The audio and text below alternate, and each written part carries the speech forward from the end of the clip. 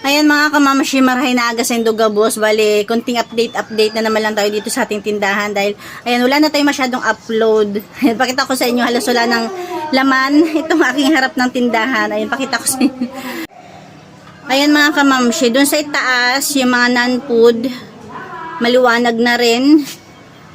Bale, in-order ko yung iba dyan sa Shopee, minsan naman sa bayan. Tapos dito banda, ayan, mga Wesley dyan, mga gagamis. Tapos yung mga garapon. Tapos yung ating mga candy, ayan, kunti na lang din yung mga laman. Tapos, yung biskwit ko, wala namang problema dahil puno pa.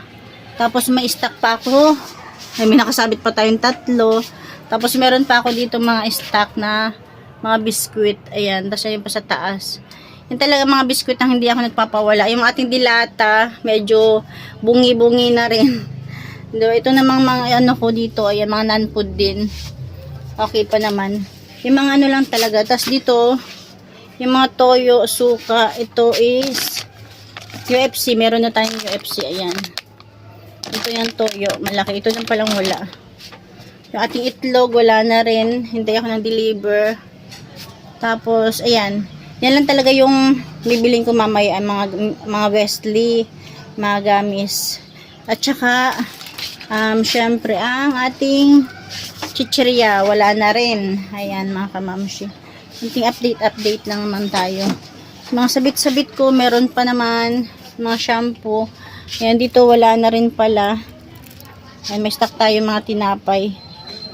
Diba? Tapos ito yung ating mga condiment. Ang gulo.